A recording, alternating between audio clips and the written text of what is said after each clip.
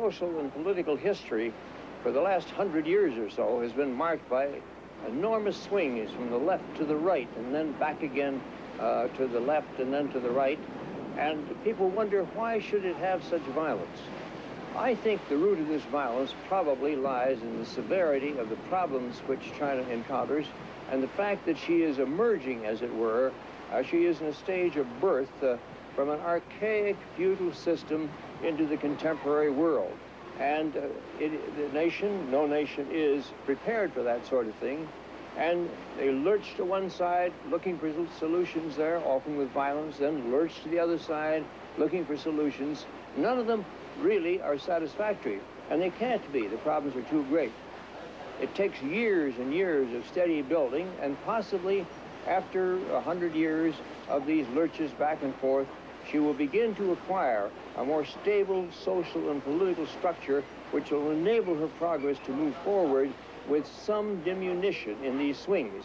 But I do not expect China to entirely escape from this cyclical procedure. I think that it is perhaps endemic in the Chinese system, in the Chinese minds, and indeed it may be a relic of the thousands of years under which she lived in one dynasty after another, which in those days represented switches from left to right.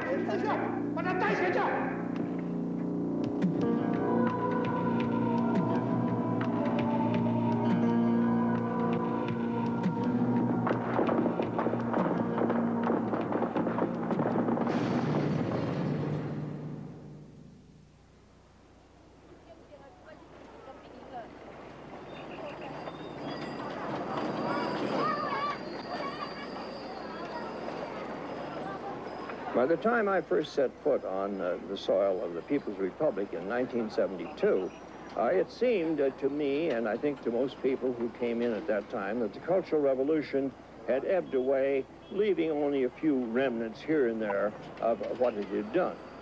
That was deceptive. What we didn't see was the fact that much was still going on. The Gang of Four, for example, was still in existence, the Gang of Four headed by Chongqing.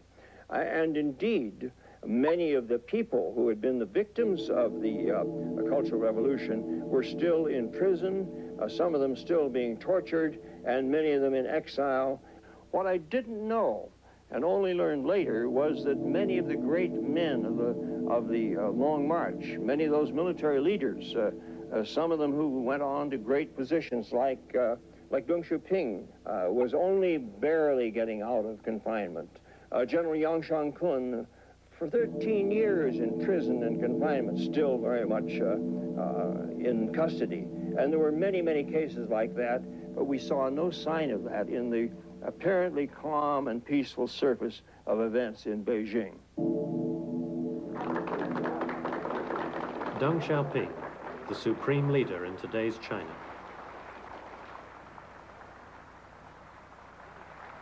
He attained this position of power after numerous rises and falls in his political fortunes.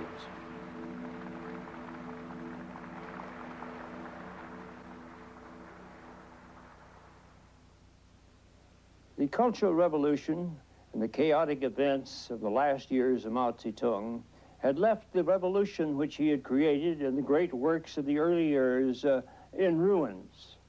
China was in a state of disorder, a state of desolation. It badly needed a whole new effort to make China work. And this was the situation which Deng Xiaoping inherited. And he came forward as a pragmatist, hardly burdened with ideology, hardly burdened with any of the things which Mao had laden his country with, and began to apply practical measures in a practical way to get China moving again. He was careless about what he did, so long as it worked. That was the important thing, and it did begin to work. Wherever he went, He introduced new ways of doing things, new people. He had to build up new cadres because the old ones had been destroyed by Mao. He got as many of the people out of jail, out of prison camp as possible, put them to work. And soon he had China moving forward again on rails which Mao would hardly have approved, but they were the ones which would carry China into a modern world. The era of Deng Xiaoping had begun in the ruins of that of Mao Zedong.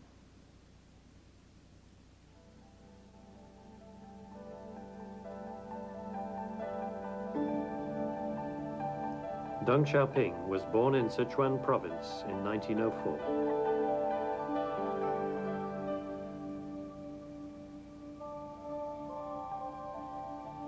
He sailed for France at the age of 16 on a work-study program.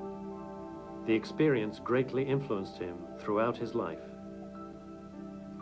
Deng once recalled that during his stay in France, he had spent more time in labor than in study. It was in France that Deng discovered communism and joined the Communist Party. It was also in France that Deng roomed for a while with Zhou Enlai, with whom he established a lasting rapport.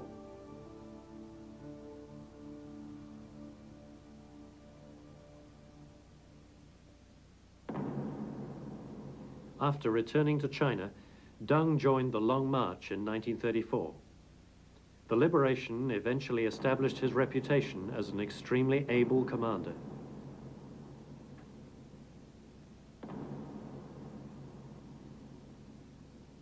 With his gift of rhetoric, Deng later distinguished himself as the #1 debater of the Sino-Soviet dispute.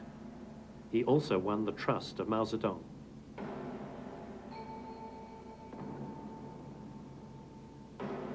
During the Cultural Revolution, however, Deng, like Liu Shaoqi, was labeled a capitalist roader and was expelled from the party by Mao.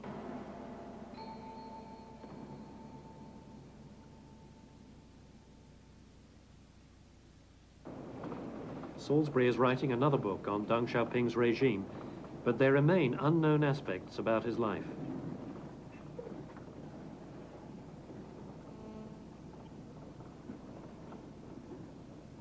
One of these is Deng's life during the Cultural Revolution after he had fallen from power.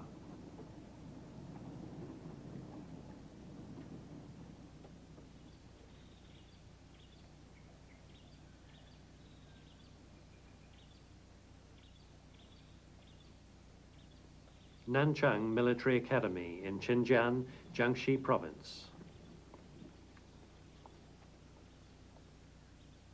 This is the building in which Deng was confined during the Cultural Revolution. We were the first foreign TV crew to be allowed to film here.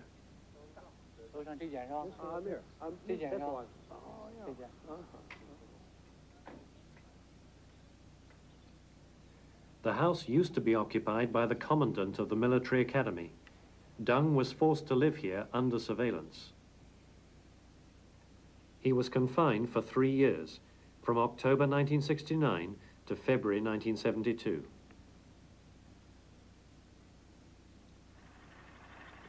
At his own wish, Deng worked in the mornings at the little tractor repair station near his house.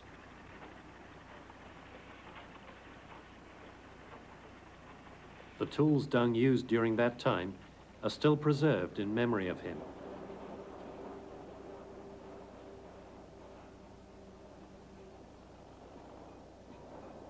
Deng worked